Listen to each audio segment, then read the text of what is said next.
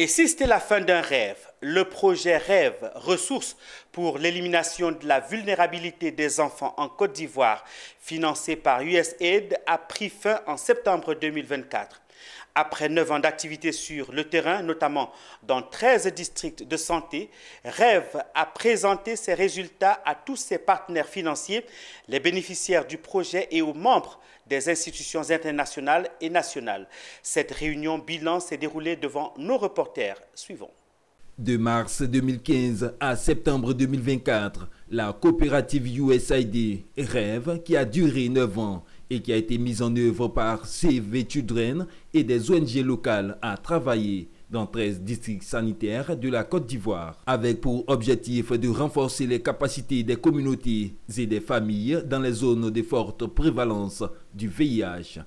À ce titre, plus de 27 000 parents ont été accompagnés pour une parentalité positive et plus de 39 000 orphelins et enfants vulnérables ont bénéficié du projet. Des résultats satisfaisants pour tous les participants. Le ministère de la Santé, qui porte donc le projet d'assurer la santé des Ivoiriens, est donc le premier à se mettre au devant pour pouvoir apporter l'appui nécessaire et donner l'appui institutionnel nécessaire aux partenaires qui viennent pour aider.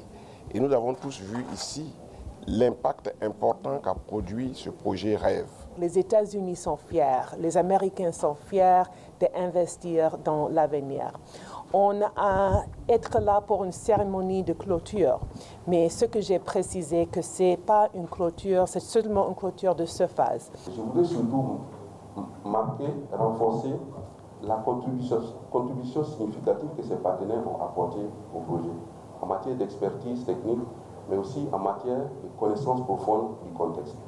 Le quadrillage national que nous avons fait sur la carte de la Côte d'Ivoire n'allait pas être possible si ces ONG n'avaient pas apporté cette contribution. 4 objectifs principaux ont été atteints par le projet USAID Rêve: l'utilisation accrue des services de santé et de lutte contre le VIH-Sida, le renforcement de capacités des administrations et des communautés pour la prise en charge des malades du VIH, l'éducation et l'autonomisation des groupes vulnérables, en particulier les filles.